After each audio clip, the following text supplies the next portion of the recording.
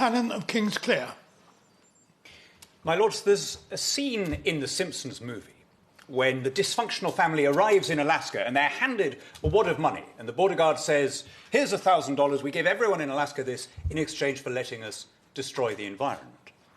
And that, it seems to me, is the view that a lot of people take of the tension between growth and nature, that somehow man is a pollutant, a despoiler, and that capitalism is intrinsically bad for the natural world. So I was very surprised when I got to visit Alaska with my children a few years after that to see that there'd been the most extraordinary rise in biodiversity there. We saw virtually every one of the characteristic animals. The sea otters that were almost extinct at the beginning of the 20th century, now cutely holding hands as they float on every surface. Whales, whose recovery has been one of the untold stories of the past 30 years. Bears, eagles, the works. And not only in Alaska, right? Where you have a country where there is sufficient economic progress that people want to shoot with cameras rather than with guns, you create a space. It is an observable fact that you are breathing cleaner air and drinking cleaner water in London than in Lahore because it's a wealthier place. You know, I don't think I'd seen a red kite in the wild before my 30s. Now I was about to say as common as pigeons. I'll say as common as eagles in Alaska, right?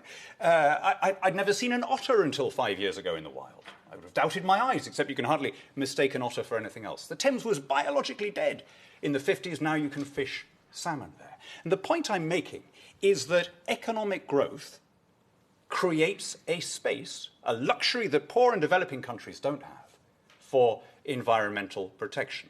My noble friend Lord Ridley has a nice phrase where he says, 50 years ago, wolves, tigers and lions were all endangered. Now wolves have rebounded, tigers are flatlining, lions remain endangered. Why? Because wolves live in rich countries, tigers live in middle-income countries, and lions live in poor countries. Let me just close by mentioning one technology that isn't plugged in this report. The Dasgupta report talks about using GM and so on as a way of freeing up more space, but the ability we now have to fabricate meat, not meat substitute, but actual cells grown, as it were, so that you could imagine growing the chicken breast without the head and the feathers and the feet and all the rest of it.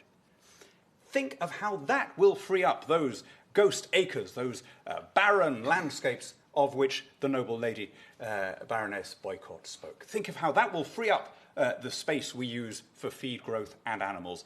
Isn't it a wonder that technology will continue to deliver these marvels to an ungrateful world?